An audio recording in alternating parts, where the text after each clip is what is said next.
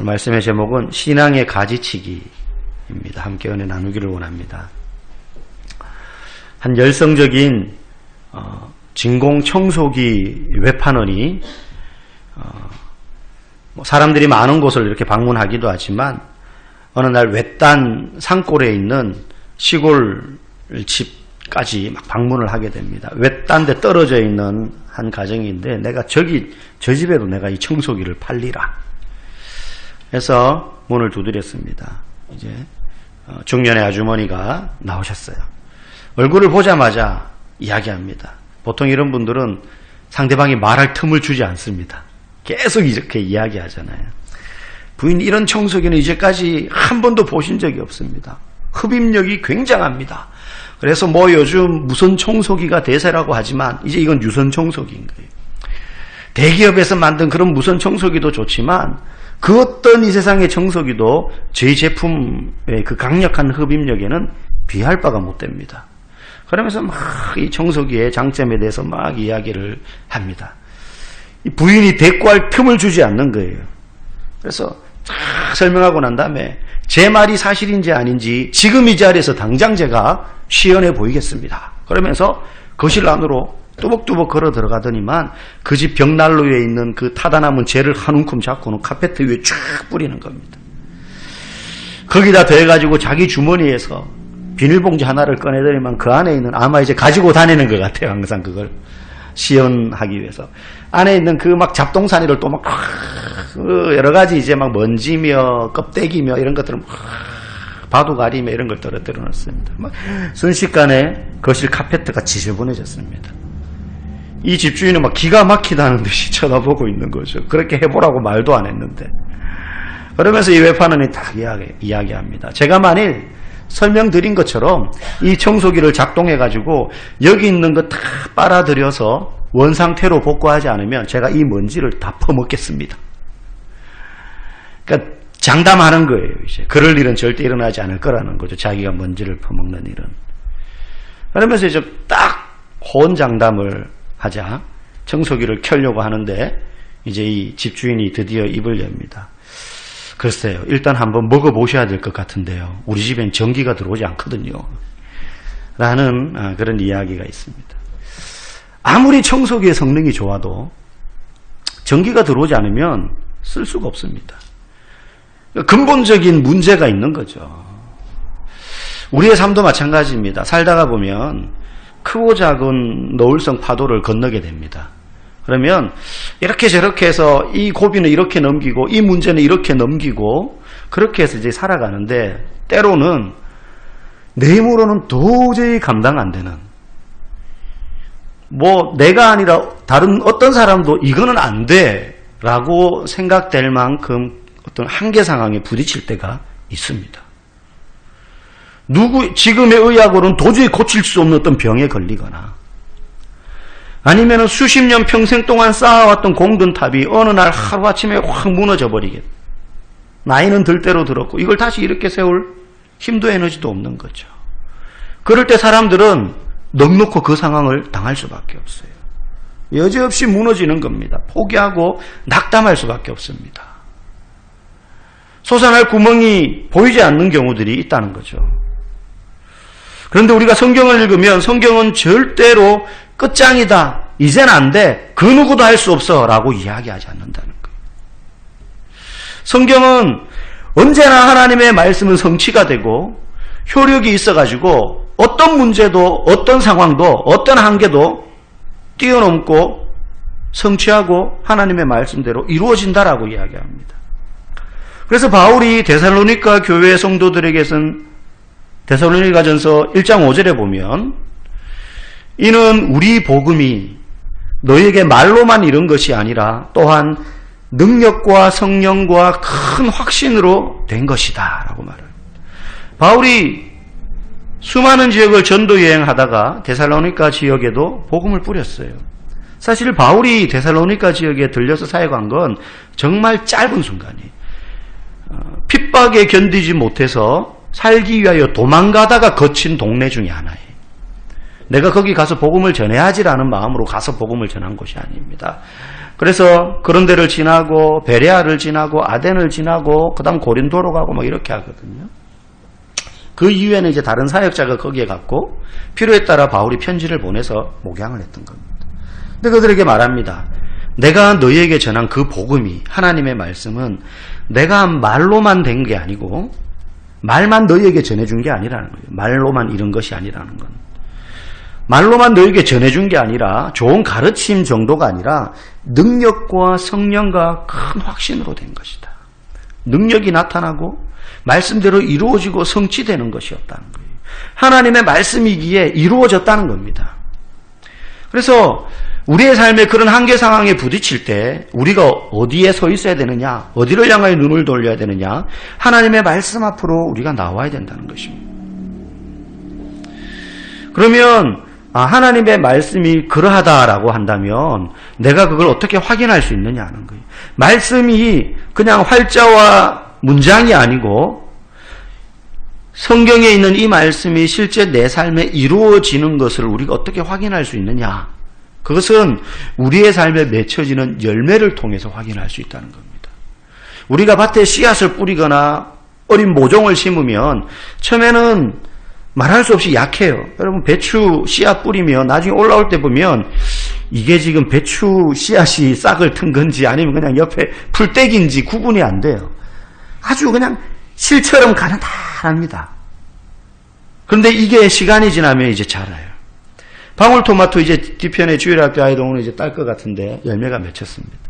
근데 처음에는 이걸 심어 놓으면 이게 토마토가 달릴 건지 바람이 불면 휘떡 그냥 뽑혀 나갈 것 같고 비 오면 쓸려 내려갈 것 같아요. 하나도 열매로 안 보여요. 그런데 나중에 맺혀지는 그 열매를 보고서 그래, 야 이게 배추 맞아. 이게 토마토가 맞아. 이게 뭐가 고추가 맞아. 우리가 그걸 증명하고 확인하고 확신하게 되는 거죠. 우리의 신앙도 마찬가지라는 겁니다. 저와 여러분의 삶에 열매가 맺혀지는 것을 보고 그걸 통해서 하나님의 말씀이 내 삶에서 이루어지는 거구나. 그걸 확인할 수 있다는 거예요. 열매가 없는 사람은 그걸 확인할 길이 없습니다.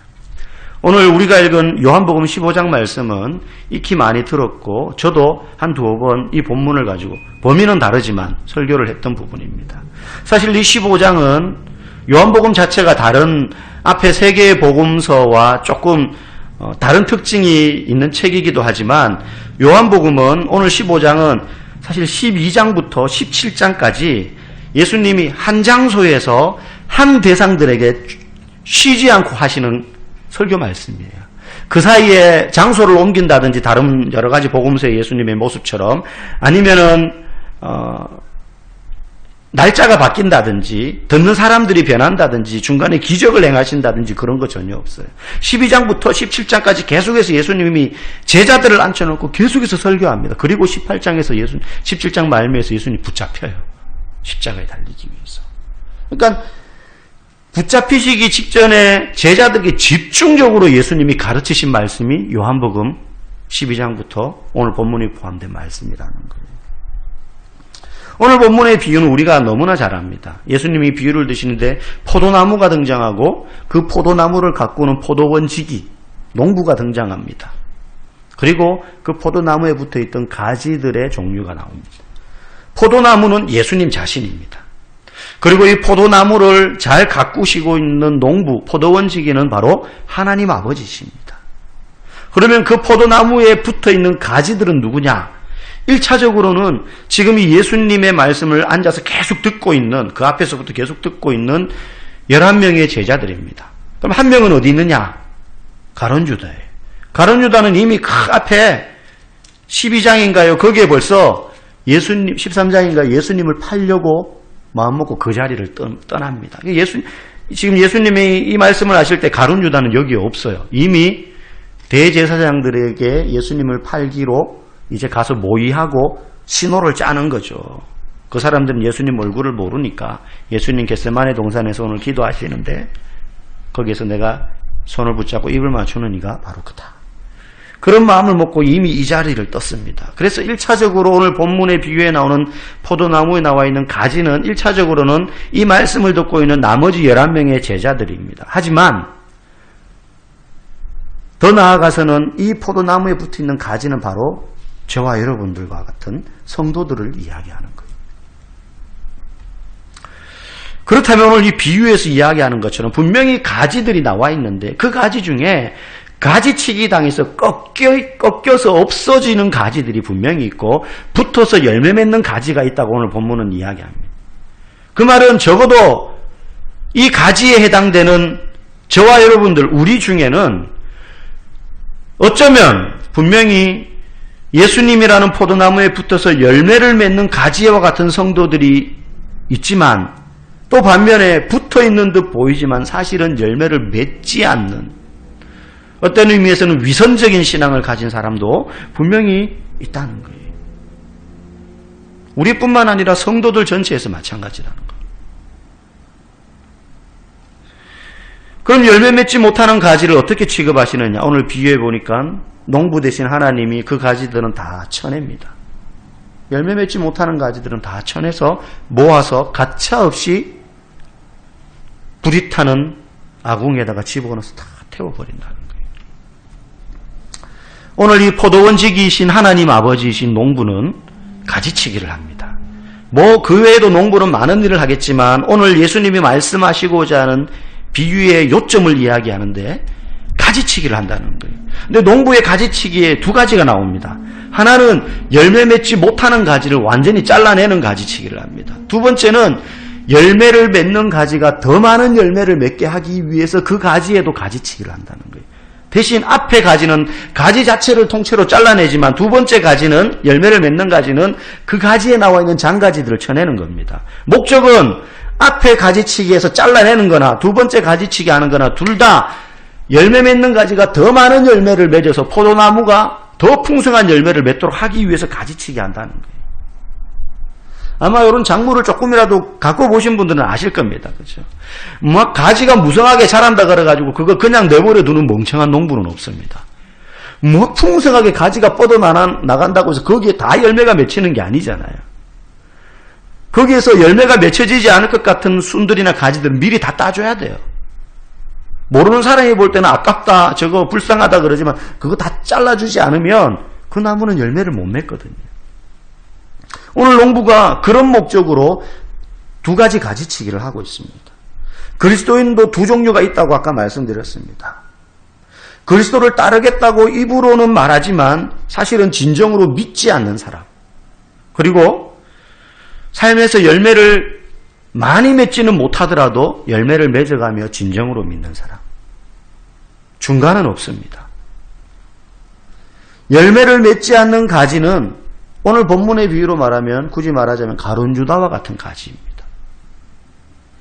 그런 가지는 영원한 불구덩이에 던져지겠지만 진정으로 예수 그리스도와 관계를 맺고 믿는 가지는, 사람은 항상 열매를 맺게 되어 있습니다. 어떤 종류가 되었던, 정말로 진정으로 그리스도에게 붙어있는, 그리스도와 관계를 맺으며 신앙생활을 하는 그리스도인은 열매를 맺습니다. 열매의 종류는 상관없습니다. 열매가 많지 않을 수도 있습니다. 어떤 그리스도인은 열심히 찾아야지 겨우 열매가 보일 수도 있어요. 두드러지지 않기 때문에, 교회에서 막 이렇게 눈에 띄는 신앙생활은 아니기 때문에 잘 몰라요.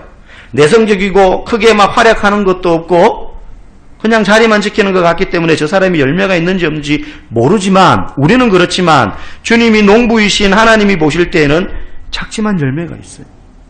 어떤 사람은 열매를 맺기 위해서 남들보다 더 많은 시간이 걸릴 수도 있습니다. 신앙이 더디게 자라요. 그런데 열매를 맺는다는 거예요, 그런 사람. 그러나 그런 열매조차 없는 사람은 그는 진정한 그리스도인이 아니라는 것입니다. 어떤 사람은 예수 그리스도와 관계를 맺고 있는 것처럼 보이기도 합니다.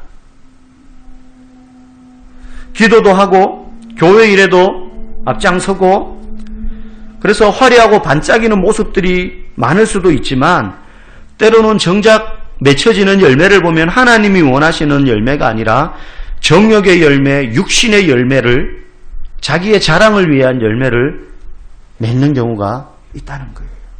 똑같이 교회에 나오는데 목적이 다를 수 있다는 겁니다. 하나님이 기뻐하시는 열매를 맺기 위하여서 그리스도와 깊은 관계를 맺고자 신앙생활을 하는 사람이 있는 반면에 교회에 나오지만 내가 원하는 열매를 맺고 싶어서 교회에 나오는 경우들이 있다는 거예요. 화려해 보이지만 때로는 그래서 사람들에게 조명받고 존경받고 박수를 받았었는데 나중에 보니까 그 사람의 삶에 은밀히 감추어졌던 범죄가 드러나기도 합니다. 사람들은 잘 모를 수 있습니다. 그런데 비집고 찾으시는 주님은 보신다는 거예요. 그 사람은 그리스도와 관계를 맺고 있지 않기 때문에 주님이 원하시는 열매를 맺지 못하는 그런 가지였던 겁니다. 그런 가지는 농부 되시는 하나님께서 가지치기 하십니다. 꺾어낸다는 겁니다. 장가지를 치는 게 아닙니다. 가지친다라는 말의 이 원문의 의미는 완전히 제거하다, 그래서 깨끗하게 하다 이런 뜻입니다. 흔적 없이 잘라내버린다는 거예요. 반면에 종류와 상관없이 크든 작든 많든 적든 열매를 맺는 가지에도 농부 되신 하나님은 가지치기를 하십니다. 열매를 맺었다고 해서 그냥 내버려 두지 않아요. 그 말은 열매를 맺은 성도라고 해서 저절로 더 많은 열매를 맺게 되는 것이 아니라는 거예요. 농부의 손길이 필요합니다. 목적은 달라요. 잘라서 태우기 위해서 가지치기 하는 것이 아니라 그 사람 안에 있는 신앙을 자라지 못하게 하는 죄악들과 나쁜 방해물들과 나쁜 습관들. 여러분, 우리가 신앙생활을 하고자 하는데 신앙생활에 집중하지 못하게 하는 나쁜 습관들과 방해물들이 저마다 다 있습니다. 스마트폰이 그럴 수도 있고, 요즘 스마트폰 보면 예전에는 신호 대기하고 있다가 빵빵거리는 경우가 별로 없었어요. 하루에 한 번 할까 말까. 그런데 요즘은 하루에도 몇 번씩 빵빵거리게 되는 것 같아요. 앞에서 있는 분들이 늦게 출발해요. 나중에 보면 대부분 스마트폰 보고, 심지어 한 손으로 운전하면서도 이렇게 봐요. 한 손으로 운전하면서도. 오죽하면 어떤 자동차 생산 공장에서는 근무 중에 스마트폰 다 끄게 돼요. 왜냐하면 옆에 딱 틀어놓고 막 조립하는 거예요. 그거 보면서. 나사 5개 들어가야 될 거 3개밖에 안 넣고 막 이런 경우도 나오는 거예요. 근데 신앙생활에 그런 것들이 방해물들이 될 수 있죠. 이게 습관으로 자리 잡는 겁니다. 그런 것들을 하나님이 가지치기 하고 잘라내면서 세심하게 그 사람이 좋은 열매를 맺고자 하는 목적으로 다듬어 가시고 쳐낸다는 거예요. 알아서 열매 맺도록 내버려 두시는 것이 아니라 열매를 최대한 맺을 수 있도록 하나님이 가지치기 하고 다듬으시는 의미의 손질입니다. 하나님께서 그런 가지치기에서 사용하시는 가장 효과적인 방법이 몇 가지가 있는데 바로 고난과 역경입니다. 고난과 역경입니다. 저 사람 신앙생활 잘하니까 순풍에 돛단 듯 하나님이 이렇게 밀어주시면 그 사람이 열매를 막 저절로 맺는 게 아닙니다. 때로는 힘들고 풀기 곤란한 문제를 주셔요.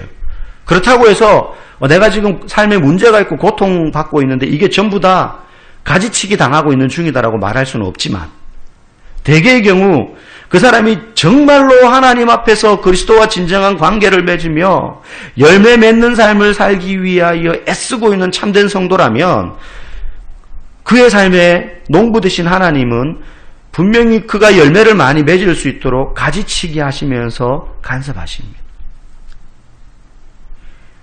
제가 신학대학원을 이제 다니고 신학대학을 다닐 때 매일 신학생들이 이제 채플 예배를 드립니다. 그러면 보통은 학교 교수님들이 순서대로 돌아가면서 이제 설교를 하세요.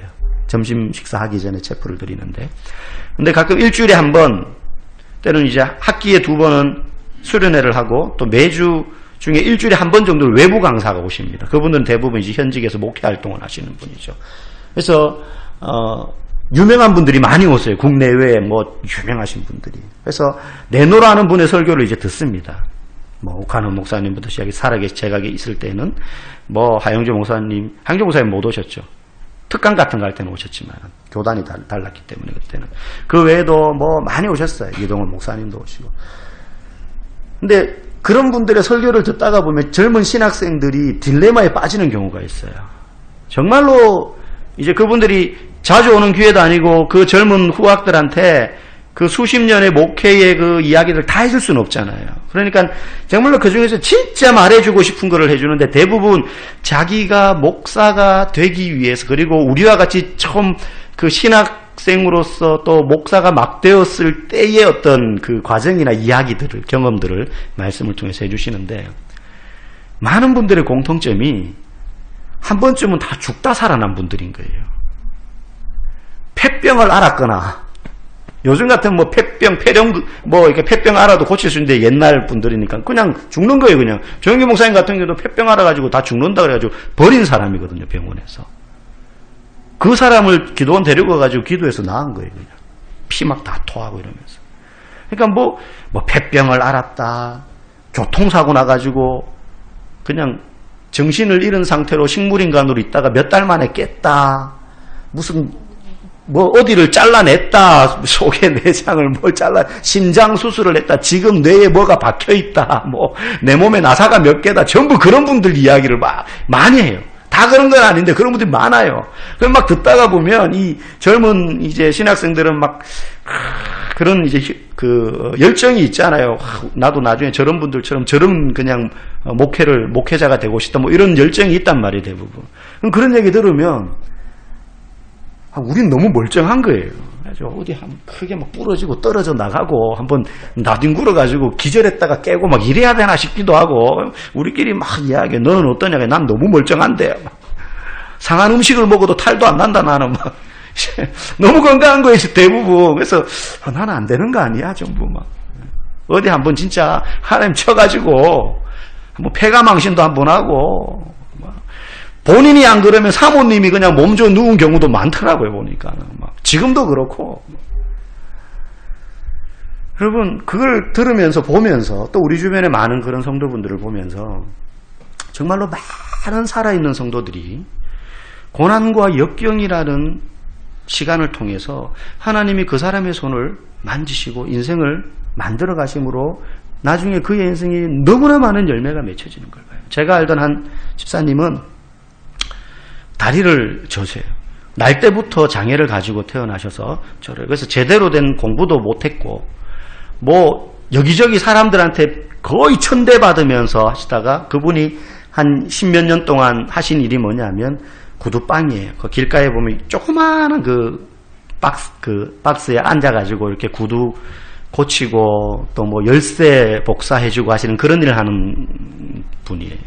그 이분이 이제 그런 일을 하시는데 그래도 거기에 정착을 하셨지만 매일 천대받고 모멸감 당하고 무시받고 살아요. 교회에서는 이분이 말할 수 없이 그 신앙의 아름다운 모습을 가지고 있기 때문에 크지 않은 교회지만 그 교회의 목회자부터 모든 성도들이 그분을 존경해요.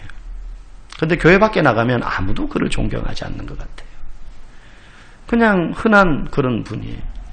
근데 이분이 그렇게 구두 수선하고 하면서 모은 돈을 가지고 매 교회 장학금 이름으로 기탁을 해요. 그럼 그 교회가 그걸 받아가지고 그분 이름으로 인근에 있는 학교에 장학금을 줘요. 근데 그분이 1년 동안 그렇게 구두 수선하고 열쇠 복사해주고 해가지고 다리 절면서 구두 들고 그 일대의 사무실을 다 돌아다니면서 구두를 가지고 와가지고 닦아주고 갖다주고 그렇게 하거든요. 그거 10수년을 해왔는데 그렇게 해서 매년 모아서 내는 장학금이 많지 않아요. 뭐 한 200만 원, 때로는 150만 원, 많을 때는 뭐 한 300만 원. 작은 금액은 아니지만 어떤 의미에서 좀 넉넉한 분이 한 번에 뭐 500만 원, 1000만 원 낼 수 있는 건데 그런 거에 비하면 절대적으로 크지 않은 금액이지만 그게 모든 성도들은 알아요. 이게 어떤 돈인지. 너무너무 귀한 헌금임을 알기 때문에 다 존경하는데 이분이 그 일을 해오시기까지 세상 속에서 얼마나 천대받고 모멸감 당하고 구두로 막 머리도 맞고 철거도 당하고 그런 일을 겪으면서 그렇게 자리 잡아서 그 일들을 계속 해오셨던 분. 그래서 화려하진 않지만 그분을 통해서 맺혀진 열매가 얼마나 많은지 나중에 이분이 뭐 호요시 가다가 하나님 복 받아가지고 잘 사신 게 아니에요. 그렇게 사시다가 결혼도 안 하시고 평생 혼자 사셨거든요. 남자 집사님인데. 그러다가 돌아가셨어요. 병을 얻어가지고 암에 걸려가지고 돌아가셨어요. 그래서 너무 슬픈 마음으로 교회는 한 성도들 150명 정도 되는 교회입니다. 그 장례를 치르는데 조문하러 오는 손님이요, 교회 성도의 몇 배가 왔어요. 아무도 그 사람들 교회 다니는 사람들이 아니에요. 보니까 그분의 장학금으로 공부했던 사람들, 장성에서. 그리고 그 주변 일대 사무실을 돌아다니면서 정말로 비가 오나 눈이 오나 그 사람들 구두 닦아주면서 고객이 되었던 사람들. 그거 구두 한 켤레 닦고 2,000원, 3,000원 받는데 돌려줄 때 거기에다가 비타민 하나를 넣어가지고 주고 막 그런 거예요. 그러니까 별거 아닌데 한 번, 두 번 받을 때는 늘 그렇게 하니까 사람들이 구두 닦으면서 감동을 받은 거예요. 그래서 이분이 돌아가셨다는 이야기를 듣고 그 일대 건물의 사무실에 있는 직원들이, 그리고 막 그 꽃이 얼마나 많이 왔는지 보니까 다 대표이사 이름으로 꽃이 오는 거예요. 크든 작든 그 사무실에. 그래서 그걸 보면서, 야, 이분이 맺은 열매가 정말로 많구나. 뭐 교회에서 크게 봉사하는 것도 없고 몸도 불편하고 하니 뭐 아는 것도 없으니 교사를 하지도 못하고 막 그렇게 했었는데, 나중에 보니까 이분이 맺은, 역경 속에서 맺은 열매가 많고, 얼마나 그분의 인생에 하나님이 고난과 시련을 통해서 정말로 가지를 쳐서 이분의 신앙의 열매가 얼마나 많이 맺혔는지를 나중에 보는 경우가 있었어요. 정말로 참된 그리스도인의 경우에 하나님께서 그러한 상황을 통해서 그의 신앙에 가지치기를 하십니다. 그래서 더 많은 열매를 맺도록, 열매 맺지 못하는 가지를 잘라내고 열매 맺는 가지가 더 많은 열매를 맺도록 장가지를 쳐내는 목적은 하나입니다. 포도나무가 더 풍성해지도록 하기 위해서, 예수 그리스도가 더 많은 영광을 받도록 하기 위해서. 여러분, 아이들이 공부를 할 때 어려운 수학 문제를 만나면 막 끙끙대면서 스트레스를 받습니다. 저처럼 수학에 기초가 없는 사람은 스트레스 안 받아요. 이거는 못 풀어 하고 넘어갑니다. 그런데 그 전 단계를 잘 해왔던 학생 같은 경우에는 내가 이거 풀 수 있을 것 같은데 어려운 거예요. 그래서 막 끙끙댑니다. 한 문제 때문에. 진짜 시험이라면 빨리 넘어가고 이제 시간 맞춰서 풀어야 되지만 집에서 이제 문제를 푼다든지 할 때는 이거를 막 풀려고 막 애를 써요. 근데 이제 그 기초과정을 잘해온 사람이라면 힘들더라도 그렇게 난이도가 조금씩 더 높은 문제, 벽에 부딪히고 힘든 문제를 계속 던져줘야 돼요. 그래서 그 문제를 풀어내야 얘는 그 다음 더 어려운 단계, 더 높은 단계로 나아갈 수 있는 거거든요. 그것처럼 농부 되신 하나님께서 저와 여러분들의 신앙을 다듬어 가시고 가지치게 하시는 것은, 그렇게 함으로 우리의 신앙이 점점점 성숙해서 하나님이 원하시는 더 많은 열매를 맺도록 하시기 위해서 하신다는 거예요. 그래서 때로는 고난과 역경의 형태가 사람마다 다르게 나옵니다. 질병을 당하기도 하고 직장을 잃기도 합니다. 때로는 사랑하는 사람이나 좋은 친구를 잃어버리기도 합니다. 하나님 우리에게 때로는 두 눈을 가지고 지옥에 가는 것보다 한 눈을 가지고 천국에 들어가는 것이 낫다고 주님이 말씀하셨던 것처럼 우리에게 불필요한 싹을 잘라내고요, 더 많은 열매를 맺도록 하기 위해서 그것을 방해하는 나쁜 독소를 없애라고 우리에게 명령하십니다. 그렇기 때문에 내 삶에 문제가 없고 평안하다고 그래가지고 하나님이 지금 내게 은혜를 베푸시고 있다고만 생각하시면 안 됩니다. 하나님은 지금도 우리 곁에서 우리가 더 많은 열매를 맺도록 적절하게 가지치게 하셔요. 하나님은 너무나 성실하시고 부지런하신 분이시기 때문에 우리의 삶에 아무 문제가 없다 그래가지고 그냥 손 안 대도 너가 잘 살아가는구나, 신앙생활 잘하는구나 하면서 그냥 내버려 두시는 분이 아니십니다. 가지치게 하십니다. 그 기간이 힘들지만 그때 우리가 할 수 있는 유일한 모습은 우리의 삶을 그렇게 다듬어 가시는 하나님을 신뢰하는 것밖에 없습니다. 여러분, 인생을 살다가도 그냥 세상 삶에서도 납득 안 되는 일들이 얼마나 일어납니까? 이해가 안 되는 상황에 닥칠 때가 많잖아요. 신앙생활도 마찬가지예요. 하나님이 우리의 삶을 가지치게 나가실 때 그걸 우리가 100% 다 납득할 수 없는 경우들이 많습니다. 어떻게 그걸 우리가 다 납득하겠습니까? 오직 신실하신 하나님을 신뢰할 수밖에 없어요. 오늘 본문은 중요한 마지막 한 가지를 말합니다. 하나님이 우리의 인생의 가지치기를 할 때 사용하시는 전지가위, 가지치는 가위. 그 가장 중요한 도구가 뭐냐? 바로 하나님의 말씀이라는 거예요. 말씀이라는 가위로 우리의 삶을 가지치게 하십니다. 오늘 3절에 보면 예수님이 그 앉아있는 11명의 제자들에게 말합니다. 너희는 내가 일러준 말로 이미 깨끗하여졌다. 내가 전하는 이 말씀으로 너희는 그리스도를 만났고 그 말씀을 통해서 너희가 가지치기를 받는다는 겁니다. 구원받았다는 것입니다. 그럼 왜 말씀이 가지치는 도구냐? 4절 말씀 보면 눈으로 한번 따라오십시오. 내 안에 거하라. 나도 너희 안에 거하리라 라고 말씀하십니다. 내 안에 거하라. 나도 너희 안에 거하리라.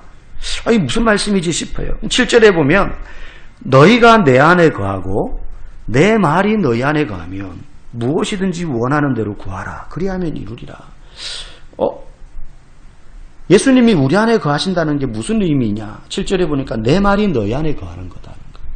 그러면서 8절에 그러면 너희가 열매를 많이 맺게 된다는 거예요. 다시 말하면 예수님이 우리 안에 거하실 때 우리가 열매를 맺게 됩니다. 많이. 그 열매는 내가 원하는 열매가 아니라 주님이 원하시는 진짜 열매겠죠. 그 말은 주님의 말씀이 우리 안에 거한다는 것입니다. 주님의 말씀이 우리 안에 거할 때 우리가 열매를 많이 맺게 된다는 거예요. 가지치기 하시는 목적이 열매를 많이 맺게 하기 위하심이라고 할 때, 그래서 이 하나님의 말씀은 우리의 삶에 많은 열매를 맺도록 하기 위해서 불필요한 가지를 잘라낼 때 쓰시는 하나님의 전지가위인 겁니다. 그래서 설교의 황제라고 불렸던 찰스 스펄전이라는 목사님이 예전에 계셨습니다. 그분도 이런 말씀을 했어요. 그리스도인을 가지치게 하는 것은 하나님의 말씀이다. 우리를 깨끗하게 하는 것은 진리이다는 거예요. 우리를 깨끗하게 하는 건 진리이다는 거예요. 여러분, 곤란을 겪을 때 하나님의 말씀이 어떻게 우리에게 절절하게 다가오는지를 느끼신 분이 계실 겁니다. 고난한 가운데 있다가 보니 그 말씀이 절절하게 다가오는 겁니다. 어떤 문제 앞에서 성경 구절의 한 말씀이 이 책 속에서 글자가 튀어오르는 것처럼 내 심령 속에 하나님의 말씀이 번쩍하며 튀어오를 때가 있습니다. 여러분, 그거는요, 말씀을 읽고 보고 묵상하고 연구하는 삶이 있을 때 그게 되는 거예요. 내 안에 말씀이 들어있지 않은데 그게 튀어오르지 않습니다. 튀어오르지 않습니다. 그렇게 말씀이 내 마음속에서 솟아오르는 순간이, 그때 우리는 회개하게 되고 그 상황 속에서도 감사하게 되고 하나님의 은혜를 알고 있었지만 그 말씀을 통해서 그 은혜를 다시 한번 깊이 느끼면서 은혜를 찬양하게 되고 무릎 꿇고 결단하게 되는데, 바로 그 순간이 말씀이 우리의 신앙을 가지치게 하는 순간이, 그때 우리의 신앙은 한 단계 더 자라게 되고 성장하면서 열매를 맺는 겁니다. 그때 열매를 맺는 겁니다. 마치 진주조개가 그 모래를 품고 막 자기 몸을 갈아내면서 나중에 영롱한 진주를 품어내는 것처럼, 그 자리에서 하나님의 말씀이 우리의 신앙을 가지치게 해낼 때 그때 우리는 비로소 하나님이 기뻐하시는 열매를 맺는, 그리스도에게 붙어있는 진정한 포도나무 가지가 되는 것입니다. 열매를 맺기 위한 다른 대안이나 비밀스러운 몇 명만 아는 그런 방법, 그런 거 없습니다. 지름길 없습니다. 하나님의 말씀이 그러한가 날마다 상고했던 베레아 교인들처럼 우리가 하나님의 말씀을 매일 읽고 먹어야 되고, 그리고 그 말씀을 연구해야 되고 매일 들어야 됩니다. 그럴 때 그 말씀이 우리 안에서 살아서 뛰어나오는 거예요. 저와 여러분이 이 말씀을 통해서 매일 우리의 삶이 다듬어지고 가지치기 되고, 그래서 열매를 맺지 않고 머물러 있는 성도가 아니라 어떤 열매든 하나님이 원하시는 그 열매로서 성장하고 열매를 맺어가시는 저와 여러분 되기를 주님의 이름으로 간절히 축복합니다.